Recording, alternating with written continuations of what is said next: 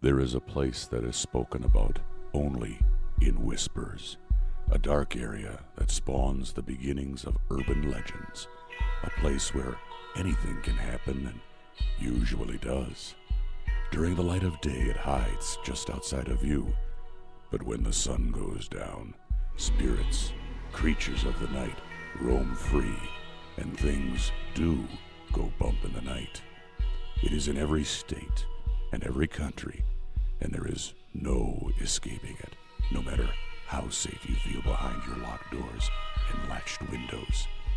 So we invite you to turn down the lights and turn up your radio while we join Dave Schrader and Tim Dennis, your hosts, on a journey into the darkness on the edge of town. Good evening and welcome to the Darkness on the Edge of Town Paranormal Show. This is your host, Dave Schrader, along with me as always, co-host and lovable teddy bear that he is, Mr. Tim Dennis. Good evening, Tim. Aw. Nice intro, huh? Do I get anything more than a grunt out of you ever? Aw. Oh, that's better. All right. Yeah. This evening, we've got a really nice show lined up for you. We've got our guests lined up for this evening. Kristyn Gartland from the TV show Ghost Hunters. You've seen her. She's a TAPS member. And she's going to be on hand to talk about her amazing experiences she's had with the paranormal in her own life. We're also going to talk to John Schuessler. He is the director of MUFON, the Mutual UFO Network. He'll be here with us after the top of the second hour. But before we get started, as I promised this month, we're going to start highlighting different paranormal groups out there. And I thought the best way to start is with a good friend of mine. She is a fantastic lady. She has an Infinity Paranormal chat board up, so you can actually go during the show that you're listening to right now and chat with other listeners and other fans of the paranormal. Cece, nice to have you on the show. Thank you for joining us this evening. Well, thank you, Dave. It's nice to be here. Now, let's hear a little bit about your paranormal group, and let's know what state you're in and give us some background on it, so if people are having trouble in your area, they know how to look for help. Okay, well, basically, we are located in southern West Virginia. We are known as Infinity Paranormal Investigations Network. Our network consists of groups worldwide, and we serve the lower counties in southern West Virginia, Tazewell County in Virginia, and other areas, not far from our locale that fits our budget with gases and prices. We do have an online chat room where many groups from the entire United States, actually the entire globe, join us in there. We have groups such as Mid-Missouri. We have Bliss, which is located in Indiana. We have Creek, which is located in Kentucky. We have NAPS, which is located in Alabama. If we are not able to service you, we will find a group in your locale that can. We also have two online resources. We have a geographical team index, which lists teams by state. There are near 300 groups listed on that website, so you can go to infinityparanormal.com and access that resource. And that's fantastic. I appreciate that you're helping to unify this because there are so many people. I mean, as you know, in this field, there's so many backstabbing teams and causing trouble teams and such, and it's nice that you're able to try to pave a way so that everybody can work and play nicely together and give, a shout out to good groups in different areas, in different states. So if you have problems with hauntings, demonic possessions, different events like that, you have a place to go. You can always go to your website to look up all of these different investigators. Exactly. We're not just like one group. It's a unified compilation of many groups worldwide. It's not just like one group trying to tell you like how your protocol should be and what your methodology should be and mentor and advise these new groups. It's a community of many groups. And the best thing about that, Dave, is you come in as a user into the chat room and you're sitting in there with several groups. And instead of an individual or a certain team telling you how it should be, you get a choice of advice that is displayed to you into the channel, and you choose your own path.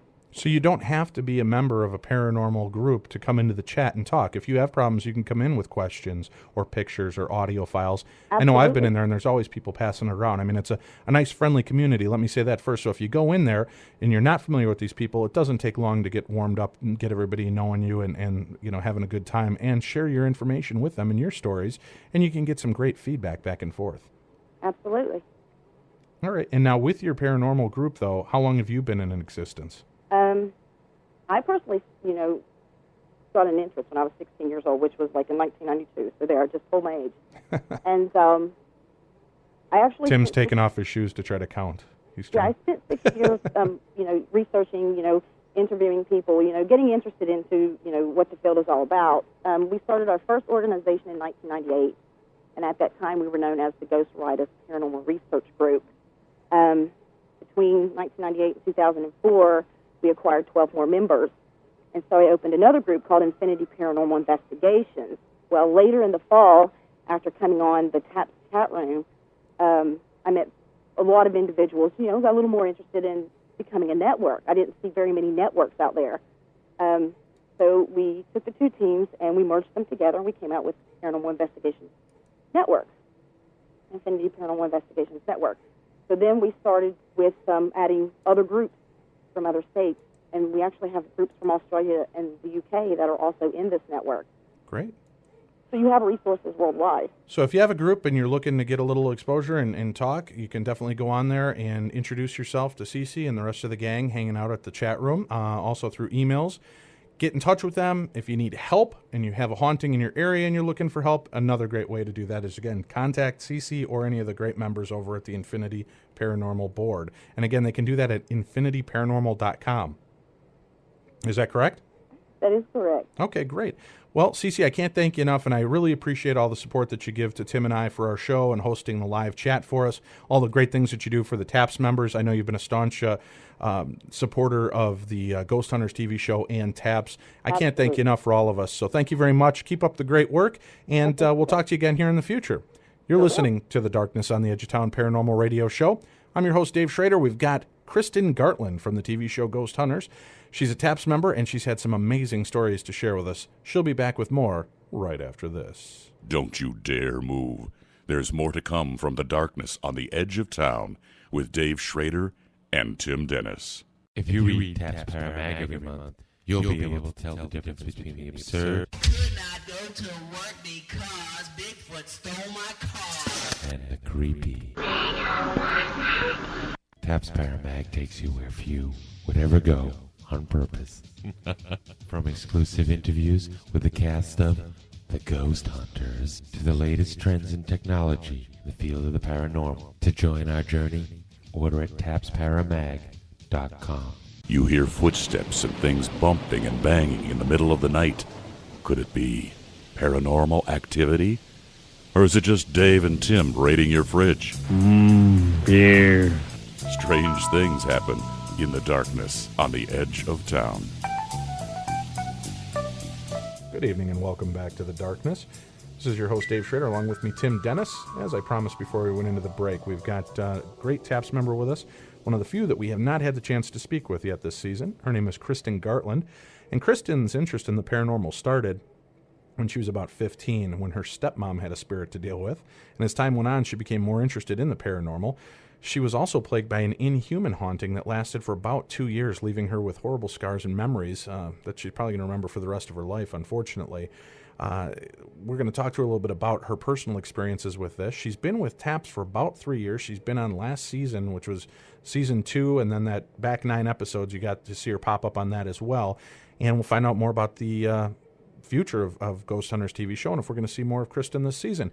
Right now, though, I'd like to welcome to the show Kristyn Gartland. Kristyn, thanks for joining us this evening. Thanks, guys. How are you? Doing great. Thanks for joining us. No problem. So you've been with TAPS officially for 3 years, is that correct? Yeah, it's about 3. It's going on 3 years, yeah. Okay. And what kept you from joining the TV show in the first season? Were you just doing more of the training and getting kind of initiated into the group? Well, it was more of that I'm a single mom, so it's kind of hard to just, up and leave. And it was more of scheduling conflicts. I have 2 jobs, so it was kind of hard to just take off all that time. Okay. And, I gave it a shot, season 2. All right. Did you enjoy doing the filming and being a part of the live investigations like that for the TV? I did. I liked it. I think, every TAPS member is awesome, so it's great to have a good group of people to work with, and then an awesome production team, so that it just made everything so much smoother.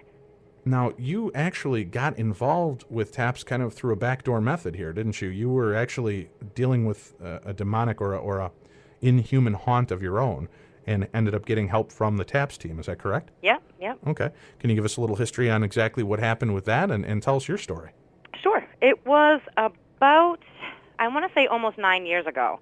I had lost a family member, and I was just completely devastated. And my first thought was, I need to use the Ouija board to try to contact them. I didn't think of any backlash that would happen from it. I just didn't. I really missed. It was my grandmother, and I really missed her. So, I used it, and I got some weird answers. And then the last time that I had used it, I got some pretty bad, die and I hate you and things like that. And I was a little shocked, and I just blew it off as, oh, maybe, my hand slipped or whatnot. And your hand slipped? Yeah, well, die and I hate you? I know, yeah, I thought, wow, that meant I love you and I'm glad I'm here, Yeah, okay, well, whatever rose-colored world you live in, Kristyn, that's fine.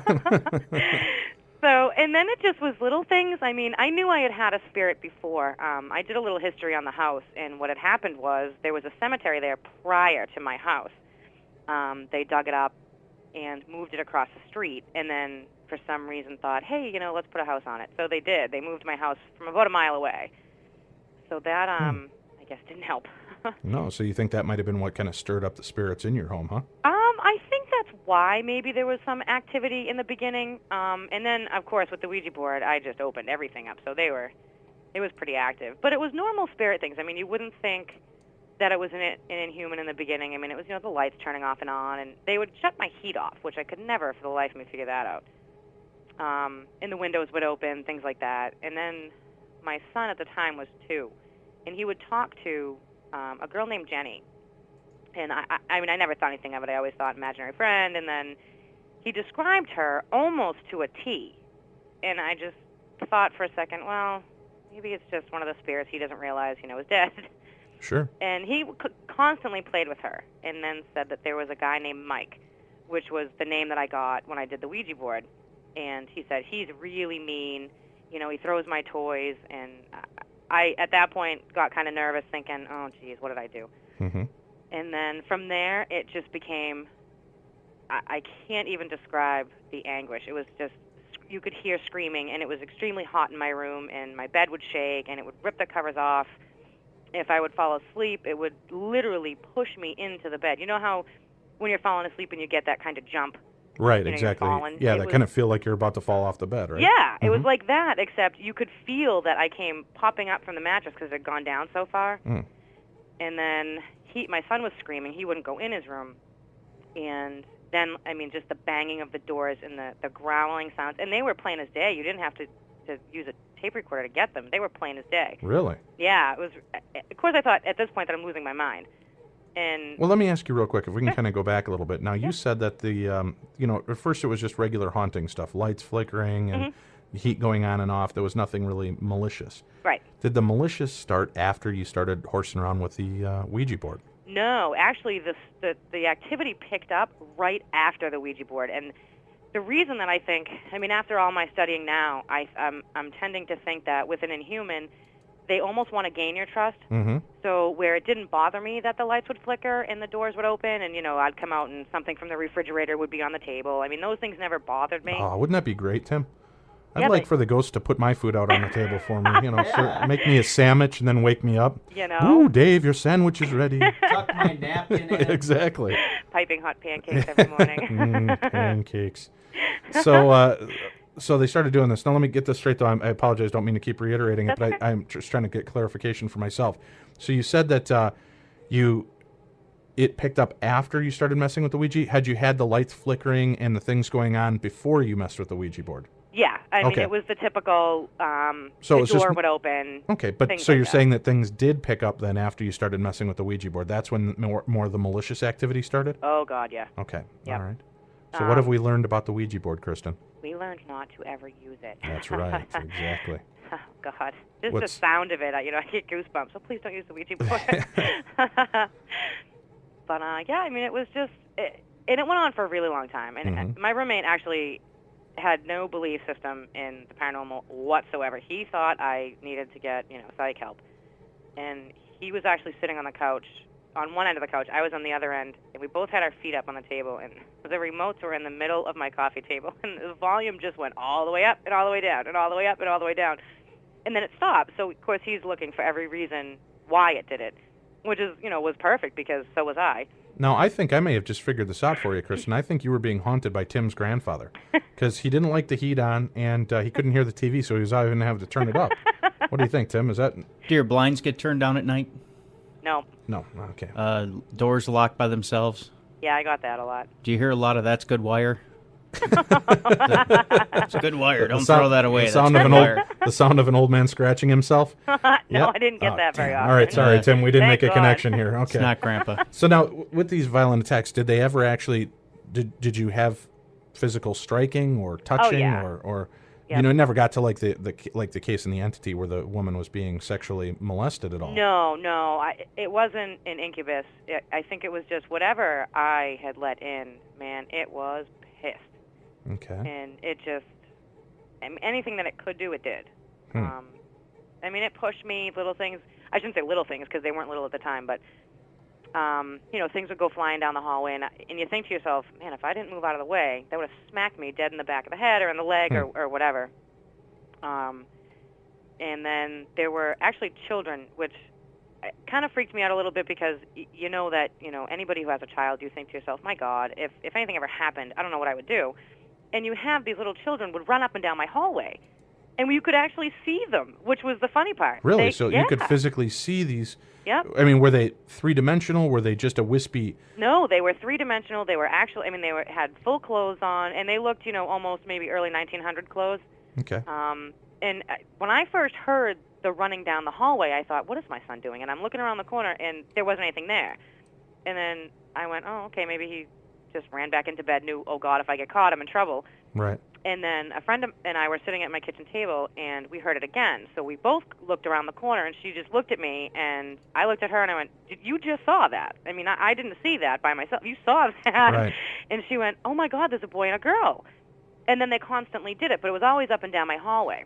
Now, did they interact with you? Did they look at you and giggle when they were running? Or was it just like maybe almost like a residual loop that was caught going back and forth of them running around? Well, I thought at first that it was a residual only because it was always the hallway. Okay. But then one of the times that we had watched it, and this friend had, always wanted to come over because now she wanted to see little kids. Right. Actually ran down my hallway, ran around my bed, which from the hallway you could see the middle of my bed. Sure. And they both ran around the bed and looked up at me and then kind of looked as if they were hiding behind the bed, but looking they were from, like, say, the eyes down. Right. And both hands were on the bed, as if, they were holding on. And then I said, well, you can come out, it's all right.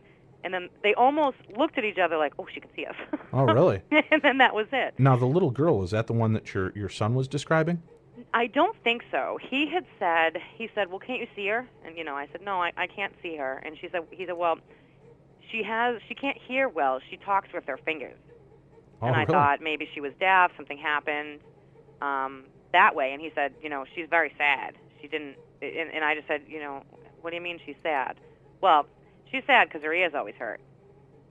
Yeah. And actually, upon further investigation, we went across the street to the cemetery. Humongous, beautiful headstone with the name Jenny on it. Oh, really? Yeah. So, and I just thought, wow, maybe that's her. I didn't. Did it show years? Did it show her as being a little girl? No, it didn't have any years. It was just, the thing was probably a good 10 feet high with a little girl on it, and it just said our baby down the bottom. Oh, okay, so you do know that it was a little girl then. Yeah, okay, so it wasn't just the name Jenny on a tombstone that could have influenced him. No, it was a huge shrine. It was encased with the small wrought iron fence. Do you still live at the same property? Oh, good God, no. Okay, well, I was going to say, I would think if you talk to the people at the cemetery, they would actually have some history on the family or such, wouldn't they? Well, I tried to ask them, and they wanted to know why. I wanted to know about a specific headstone, and I had just said, well, I kind of was walking through, and then I think they thought I was weird because I walked through the cemetery. But and I just said, no, I'm just curious how. And she said, well, these graves go back to, I think she said the late 1700s. Holy mackerel! And some of them had those dates on them. Okay. So there wasn't any that were recent. It was a very, very old cemetery. So, and I asked when it had been moved, had everything been taken, or were just the headstones moved? And she said, oh, I don't know. I can't answer that. So, yeah, I don't know. So how long did you actually live in this haunted home then?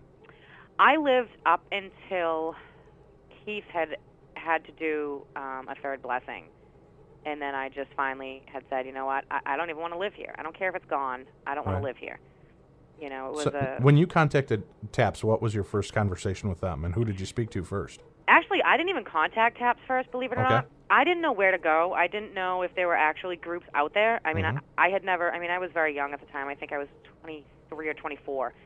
And I just had no idea, so I did an internet search, and a group came up. And it happened to be, which I didn't know, was part of the military. And, Really? Yeah. And they had, it's one of their UFO kind of things, and Sure. I had got an email back that said, well, we'll look into your inquiry. We appreciate any UFO information you send us. And I thought to myself, they've got to be kidding. Right. I definitely didn't just send you UFO stuff. So then I did another internet search, and then TAPS came up.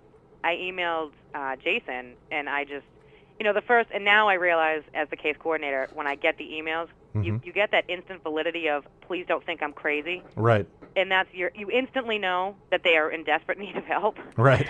And that was what please don't think I'm crazy. But, and it was funny because when he got it, I believe he said there were a few lines missing. Now, I had emailed groups for probably a good 2 months with no response and thought, I don't know what the hell's going on. Why is no one getting back to me? This is what everybody wants. Right. Jason called me, I think, the next day, or maybe it was later that night. I think maybe it was later that night. Okay. So long ago now, but it was within, a 24-hour period. And I just, broke down on the phone, and I said, you have to help me, please. I can't deal with this anymore. I know you're going to think I'm nuts. I'm sure this doesn't happen all the time. And he just said, no, I don't think you're crazy. It's okay.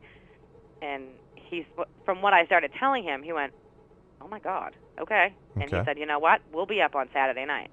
And I said, oh, God, that's perfect, thank God. And I was so happy. And they did. They showed up exactly what time they were going to be here. And if it wasn't for them, I don't know that I would have made it through that mentally. I mean, physically it was okay, but mentally it was just like, oh, my God, what the heck is going on here? Wow, that's crazy. Yeah, it was nuts. And, I mean, my son at one point just stopped sleeping in his room. He couldn't go in there. I wouldn't go in there. And my cats would stop in the middle of the hallway and just pee, which, cat pee doesn't smell very good. No. Wow. So I had a abundance of cat pee cleaner. But it was the weirdest thing, Okay. I couldn't offer you a Pepsi, but I could offer you a bottle of cat urine. Yeah, I don't, I'll pass either way. Just, I love cat urine. yeah, mental note, Tim, when we go to Kristyn's house, don't drink anything. Yeah. Nothing. At least not the Mountain Yeah, Dew. exactly. So they came out to do this investigation, and I mean, what were their initial findings, if you don't mind sharing? No, yeah, definitely. I forget who had actually come. I remember Brian. Jay didn't actually come the first time, but Brian came, and there were a few actually other members that are no longer TAPS members now.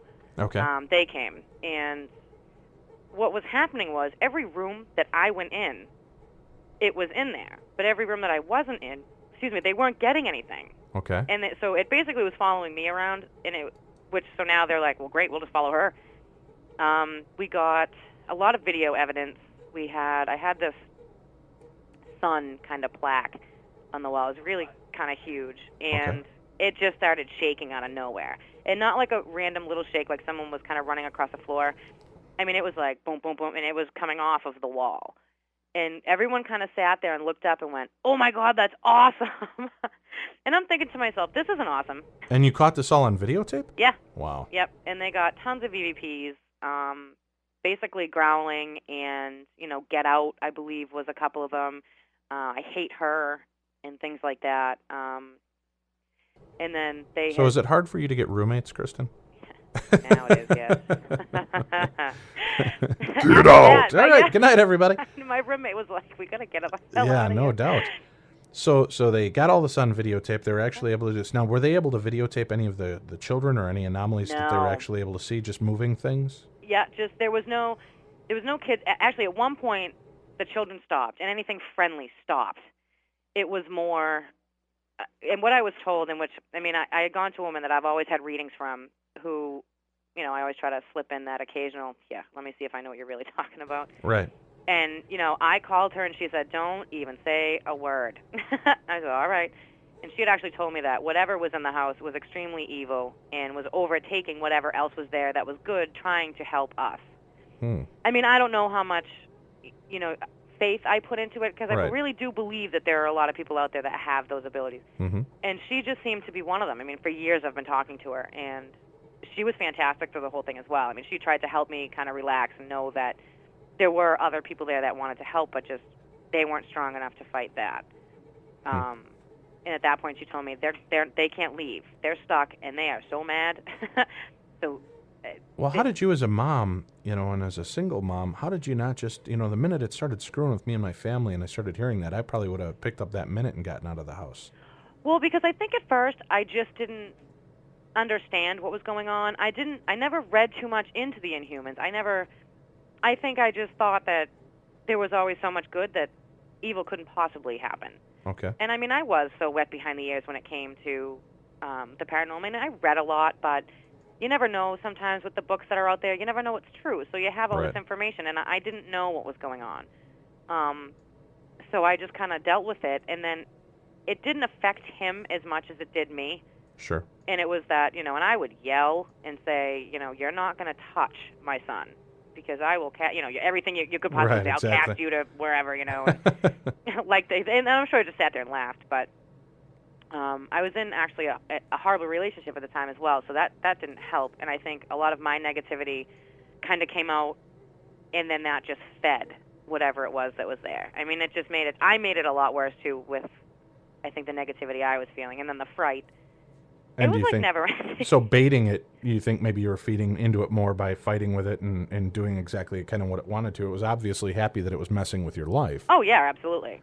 And scaring you. So you think that maybe by the yelling and the engaging it like that might have made it a little bit worse. Mm-hmm. Okay. I think at one point, just me even fighting back at it, and it would bounce right back at me. I mean, it would yell. I mean, you could just hear the yelling, and I can't even describe the yell. It was just so odd. Now, would you hear it, or would everybody hear it? A guy I was dating at the time actually heard it and looked at me like, what the hell was that? So he heard it, and you heard it? Yeah. Okay. Yep. So it wasn't anything that, and normally you would think it would try to hide itself to at least make that person look like there's something wrong with them. Yeah, like you were nuts or something, sure. Yeah. And it didn't. It really didn't. It let everybody know it was there. And, I mean, at one point, my friends wouldn't even come to the house. They absolutely refused. They were so scared, and the heaviness in there was just even worse. And I think I put up with it at the time because I couldn't really afford to just up and leave. Mm-hmm. And again, how long were you in this house when how long did you stay in this house once the bad stuff started kicking in? It was about a year and a half.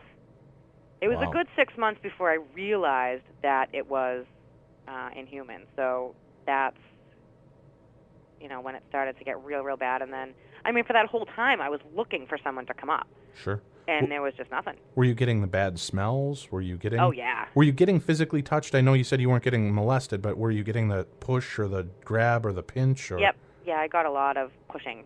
And they never did that to your son, though? Not that he ever told me. Okay. He was pretty good with, saying that he fell or something hit him or something like that. I mean, he's very verbal. Okay. Much like his mother. Sure. So, but he never mentioned that. All right. He never said anything. The only thing that I remember him saying was that he was mad, and he got angry a lot. And I thought, wow, man, I hope he's not going to always be angry. Well, you know what? Let's come back and we'll discuss more of that in a few seconds, because I've got a theory I'd like to talk to you about. Sure. We'll be back with Kristyn Gartland and more of Darkness on the Edge of Town right after this. Are UFOs real? Does Bigfoot exist? Was Emily Rose really possessed? Who is the next American Idol? She bangs, oh baby, when she moves, I'm wasted by the way Thank you. We try to answer these questions and more each week on the Darkness on the Edge of Town. 2006 is here, and for many of you, another year has passed without treating you and your loved ones to a much-needed getaway. Rocky Shores Resort has just what you're looking for. Join owners Jerry and Kim Pipp at their family-themed resort that offers a heated outdoor swimming pool, volleyball court, playground, spacious lodge with games and activities for the whole family and more. With 6 2- and 3-bedroom cabins that are affordable, comfortable, and fully furnished, and 12 seasonal RV sites, Rocky Shores Resorts is perfect for a private escape or for a family reunion. The resorts are located on the east shores of Bowstring Lake in the heart of the Chippewa National Forest. Here you can relax and enjoy nature in the Great North Woods, experience dozens of area attractions, and get hooked on some of the best northern perch, panfish, bass, and walleye fishing in northern Minnesota. Call 1-866-878-0101 to book reservations or check out their website at rockyshoresresort.com for more information. This year, don't ignore the call of the wild. Embrace it and enjoy yourselves. That number again is 1-866-878-0101. Rocky Shores Resort is open year-round. Call today. If you read Taps Paramag every month, you'll be able to tell the difference between the absurd Could not go to work because Bigfoot stole my car. and the creepy. Taps Paramag takes you where few would ever go on purpose. From exclusive interviews with the cast of The Ghost Hunters to the latest trends in technology in the field of the paranormal. To join our journey, order at tapsparamag.com. Ghosts, goblins, witches, creatures of the night. Yep, that just about covers everybody Dave and Tim have ever dated. Oh my God, this girl's really turning me on. Welcome back to the darkness on the edge of town.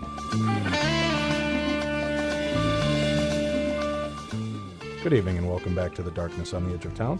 Thank you very much for joining us this evening, and for those of you listening to us on our affiliates like Ghost Radio X, welcome in Australia. And we'd also like to welcome our friends over at OmniSoundRadio1.com. Thank you very much for tuning into the show. Also for checking us live on darknessradio.com. We do have the forums there. Make sure you stop in and join up. We also have the link to the live chat over at Infinity Paranormal. So if you'd like to talk tonight during the show and share your ideas and thoughts, we'll be online to chat there with you as well. We're back with Kristyn Gartland from the TV show Ghost Hunter. She's been discussing with us her actual paranormal experiences and the things that led her into the TAPS group. Before we went to break, we were talking about all the crazy things that were going on and kind of the anger and things that were being portrayed in her home. One thing I'm kind of curious about now, we've had a chance to watch the show. We've gotten to know you as well as we can through the TV by this, and of course, I gather that not everybody's personality in real life is as it appears on the TV show. But you do seem, and you're in law enforcement, you do seem to have a very strong personality, a very forceful personality. Yep. Being a paranormal investigator, first off, let me ask this question. Yep. To me, what sounds like is happening is more of a poltergeist activity following you, and that perhaps it's being from you. And if you're feeling this anger and frustration and things that were going on, and especially where you were involved in the law enforcement field at that time, right? Yeah. Okay, so that's a lot of pressure and a lot of stress. Yeah. I've had relatives that were involved in police work, and they come home with all that bottled up energy, and it can push it out. Do you think that any of this was more maybe poltergeist activity, not so much even a demonic haunt? It was just more of maybe your crazy energy flashing out there? No, only because poltergeists are usually short-lived, and they usually center around a prepubescent teen. Mm-hmm. And well, prepubescent teen, also around the women that are going through the change of life, but I also thought that it was any time that there's massive amounts of stress or things going on.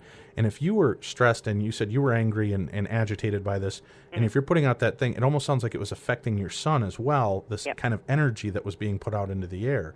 Do you think that, do you see that might have had any kind of reflection? Maybe that is what they do. According to a lot of the legend, the ghost will piss you off to get your energy up, and it feeds off of that energy. Yeah, it could be a very good possibility. I don't, at this point, I don't throw anything out. Sure. But I think only because my anger level and stress level probably didn't start until well after the Inhuman was there. Mm-hmm. I'm pretty laid back. If I get aggravated, I let you know. Right. But I try not to be very high-strung, and, there are points that I am, believe me. But sure. I don't know. As much as I look back at that, I think it was more, it was a combination of the anger and extreme sadness that I couldn't move, and I was afraid of what was happening. So, you had just three major emotions. It very well could have been a poltergeist. I've never really heard of one being around an adult. I've heard them more of, like I said, the younger very young teen. Well, and I don't mean to slam against you on this, but Yep. but you also hear about it with people that have mental instability. And Yep. I, again, don't mean that against you. Oh, but no, I that's mean, fine. you've got a lot of stress in your life. You know, Yep. a single mom going through a lot, crazy stuff going on at home, crazy stuff going on the job. You know, if there's a little crack in the dam, I wonder if that might. Again, I don't mean that in a negative way. No, but I hear we what all you're have saying. those days, you know, where we're nuts. You know, I mean, could it be that? And like I said on the show, you know, and again, I don't know. I've had the chance to chat with you online here and there and get to know you through some emails, and you've always come off very cordial, very nice person. Yep. On the show, they portray you kind of crabby and almost bitchy in a lot of the scenes that they do. Yeah. And now I know you've got the Eastern attitude and the Eastern accent on the phone, and I don't know if that's just to be accepted or what, but I mean, do you feel that they're portraying you properly, and is that maybe it is just your personality and attitude? I have a very strong personality. Mm-hmm. I mean, if I am angry at something, I'm going to let you know. And I'm just not one to hold that back. I think they got most of that bitchiness from, the one episode in Indiana that I did with Brian. Brian and I have been friends for a really long time. I was betrayed by Brian, and I was very upset. And that, unfortunately, a lot of it is editing, too. Right. Because Brian and I, of course, made up, and everything was fine from that point on. Well, yeah, they want the dramatics for TV. They want to show the underlying current and follow it through to every team member, because it seems like this back 9 of the episodes, the underlying story to every investigation was Brian making up and chatting with each one of the different members to see if they were okay with him being back in the group. Yep. Okay. Yep. And I mean, I am a very a nice way to put it. You're a very strong personality. You've got your ways set about you, but I am, and it's not. I don't. I mean, if you called me, at 4:00 in the morning and said, "Oh man, I got a flat tire. Can you pick me up?" I'm going to come get you. I'm not. All the way out to Minnesota, Kristyn. Oh, You're a yeah. good friend. That's nice to drive all the way out there. But I mean, I'm not. They. I think just a lot of people are taken back a little bit by a woman that. I just called myself Is a woman. strong. That made me sound so old. By a strong woman, right? I'm Yeah. with you. So a lot of people are turned off by that, and they like the coy, demure, feminine acting gals. I understand that. Yeah, and I'm not real fond of that. Well, I mean, and being in law enforcement too. I mean, I have to be a little bit stronger than obviously the guys. They come off at you're a man. You're gonna, put a lot more force than that little girl is. And that's the way they look at it. They're not implying that I'm little at all, but they. I Right, think but you that's just where, have that perceived deal. You're a woman. I can overpower you a lot easier than I could Tim. Right. Yep. Right. I got you. Yeah, and that's just where it comes Although from. I'll let you know, Tim's a pushover. You can knock him down pretty easy. Okay. But that's between us. I'm built like a brick Jello mold. So, all right. So we've got this out. You're not the nasty, creepy woman that they show on TV. Just like Brian isn't the complete perpetual loser they try to make him out on TV, and Jay's not the hard-nosed, crabby guy that they always show on TV. Right. Right. Okay. So it's you're all just normal people. You have good days, bad days, just like the rest of us. Oh yeah, definitely. Gotcha. All right. And sometimes we're exhaused. When I you just bet. that camera's in your face and you just think like, go away. No doubt. I'm tired. So. Well, let's go back now. And we'll continue on with your journey here at your haunted house and with what's going on. So now you've had TAPS in there. They've looked at this stuff. How many trips did TAPS make out to your location to investigate this and find these crazy anomalies? They made the first one, and then the second one was a blessing. They came up. Jay actually came that time. Keith, I believe Heather was there as well. And then again, a few members that are no longer members of TAPS. And when he did the blessing the first time... Those members went on to form the Doodle Bops, didn't they? No? Okay. Go on. I have no comment. They're now known as the Wiggles. Yes, exactly. That was funny. I completely just lost my train of thought. I'm sorry. All So I can see is the guys dancing. I just want to see Jason and Grant dancing around going, fruit salad, yummy, yummy. All right, geez, we're all parents and now we're embarrassed for ourselves. All right, so let's go back. So they're doing the blessing. He comes in to do the blessing. Jason joins you for this. Yep. So when they started doing the blessing, it went, It literally was jumping from room to room. As soon as one room would get blessed, it would jump into another room, obviously avoiding, the blessing. Sure. And then it actually, at one point during the blessing, I started to get real sick. I started just real nauseous, and I went, ooh, can you excuse me for a second? I really don't feel that well. And, Keith said, no, you can't go anywhere. Stay right here. And I'm like, wait, what? I'm like, I think I'm going to throw up. Can I please go throw up someplace else?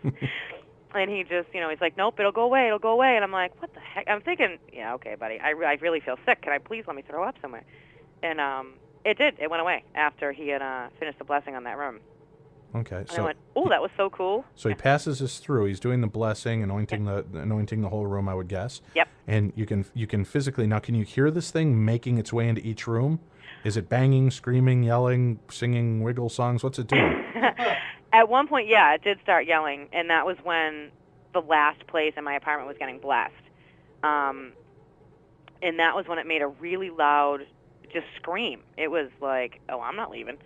And because it was such a big house, there were 6 condos in it. Because it was so big. I mean, we couldn't bless everything. Mm-hmm. And I think at the time it had been so late. It took an extremely long time to do the blessing because I really begged him to do it so thoroughly. I didn't care if he had to put 3,000 oil crosses on each wall.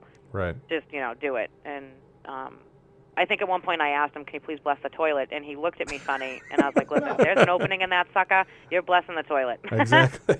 Well, that's the one place you don't want to be sitting and feel a hand reach up and grab you. I've blessed the toilet many a morning. Yeah. So.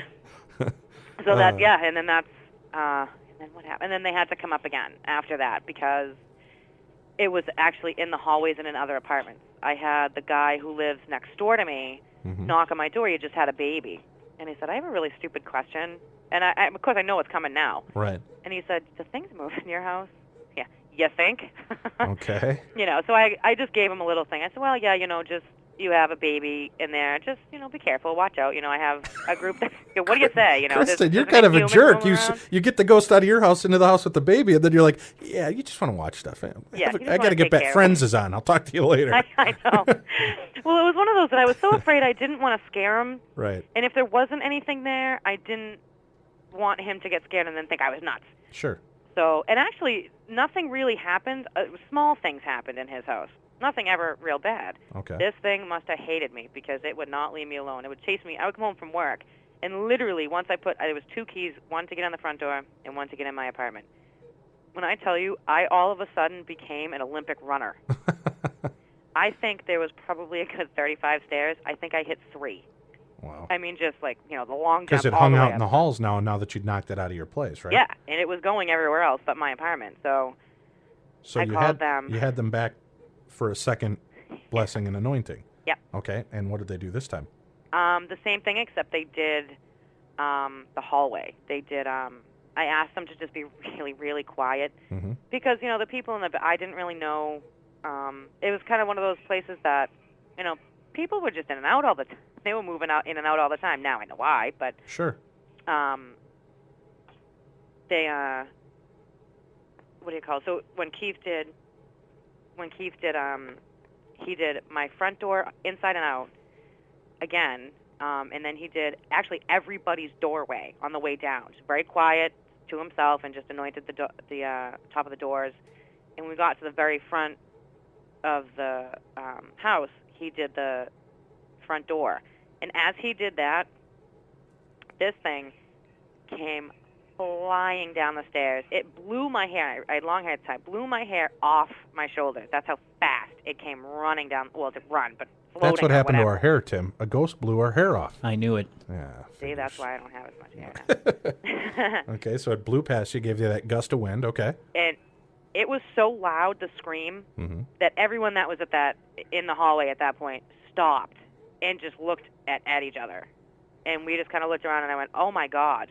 I mean, it just went right by me. And whatever Keith did as far as his blessing, it got it out.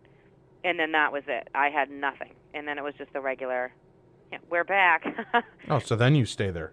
Yeah, now I'll stay. Well, I actually then you moved out, actually, didn't you? Yeah, I moved out, yeah. I was just so much in there that I didn't I don't know. I think it just gave me such a bad feeling after that long of dealing with it. Well, once you got rid of the inhuman, did the children's spirits or the friendlier spirits start showing up again? I got little things. I never got them running down the hallway again. My son always still talked about Jenny, so I assumed that, she was still there. He never mentioned anything else. He did mention talking to my grandmother a few times, which was pretty cool. He didn't really know, he didn't know she was dead, so, I would say, well, tell Nana I said hi, Sure. And just little basic things like that. And then it really basically everything ceased. And I almost felt bad, and I apologized. If anybody heard me, they would have thought I was out of my mind. But I kept saying, I'm sorry, you can come back. You can't, you don't have to leave. I feel bad. I'm sorry about all that happened. I caused all that. I apologized. I felt, some of them I don't think even knew they were dead. So they just went about their business. But then once all that took place, I just felt so bad. I felt like they didn't have a place to go after that. Right. And then I didn't feel comfortable there, so I left. Now, does your son, he was able to sense these things and speak to Nana and whoever else was hanging out there. Has he shown these abilities since you left that house? A little bit, but because I think a lot of it now is his imagination. Because he remembers some of the things that happened, and he'll say, I remember Jenny. I remember what she looked like, or I remember she used to sit in my room, or Mike, and he was mean, but he's never shown anything like that, and I've tried to see if maybe he could, but he's right at that age where you run and jump in bed because you're afraid something's going to grab your feet. Right. So, I don't want to be putting up stairs on the end of the bed. Tim's been in that age since he was 3. Yeah, right. He still hauls ass across the room and jumps into bed. Yeah, I think I still do that sometimes. He's just shaking his head and smirking at me. I let out all of his secrets. The only other time I run that fast is when somebody says OCB, Old Country Buffet. Half off night. Boom, there's Tim. All right, so you got the blessing, you got the spirits out of there. Things are going pretty well. What made you decide, hey, I want to get involved in doing paranormal investigating myself now? Well, the house that I moved to, whatever it was in the other house, followed me. So I had to call it back. The inhuman? Yeah. So what? It was hanging outside your door now that you blessed it out of the condo? Apparently, it was like in the U-Haul. I must have packed it up somehow. I don't know, but I had really weird things happening again, and I just thought, oh my God, like I can't possibly be that much of a ghost magnet. And this is little things that have been happening since I was a kid anyway, and I just never really understood it. And then Tim, did you have a quick question here? Yeah, does U-Haul require a box when you pack up an inhuman? I'm just wondering. No. But there is a special addendum rider for the insurance policy. Yeah. Yes. You have to be real careful with them. Exactly. All right, so you started having these crazy things starting to happen again, so you had to have them over to investigate your new home. Yeah. Okay. And Keith is like my personal demonologist now. I have him on a pager. Awesome. They just came up, did the blessing again, and that was the end of that one. Okay. So you got the spirits out. Now you've been pretty settled down ever since, correct? No, I had actually another one. Can you imagine this? Like, we live to find a house with an inhuman. I live to find one without. I had moved to Somerville, which is my hometown, and I had another one there. I called Keith, and he did some EVP work, and he's like, good God, woman, how did this happen to you? I'm like, I don't know, but enough. Maybe you should stop painting the pentagrams on your floor and drinking goat's blood. Kristen, it's just my personal view. Tim, any input on that? Yeah, those aren't party favors. They're satanic rituals. You want to stay away from those. Yeah. That and the Ouija board. So now you don't mess with the Ouija board, right? Oh, good God, no. Okay, nope. You've gotten rid of that. Now, did you destroy the Ouija board? Did you toss it away? Do you still have it in the closet? Actually, they took it for me. Okay, good. And I believe they burned it, I want to say. See, I heard that made it even worse. Once you burn the conduit, that makes it even more problematic. But I guess it's all subjective. Nobody really knows how all this stuff works. Yeah. But now you've been with TAPS. Did you join it because apparently you're into helping people. You're into the law enforcement deal. Yep. You saw that the stuff that went on in your life and saw how they were able to bring relief. Is that what led you to believe, or led you to kind of join TAPS and become a crusader with them? Yeah. I mean, okay. I didn't want to see anyone else, in my situation and not have someone with sympathy rather than empathy. Sure. And ever since then, it's been like, perfect. I love talking to all these people about it, and it's fun. Well, we've got about 3 minutes left on the show. I'm sorry, it's going by really fast on us tonight. Can can you tell me, with the show so far, or even off the show with Taps, what's been the creepiest experience you've had? Everybody always wants to know that from the Taps people. The creepiest? Because I didn't just describe it. Well, no, I mean out of your own realm. I mean, going out there, it's got to be kind of, you got to hope that you're going to run into something creepier somewhere else, because then you feel like you're not just the magnet that's drawing these things, I would guess. Yeah. Waverly Hills, I think, was just seeing, some of the things that we saw, and I think knowing the history of it became one of my creepiest, best investigations ever.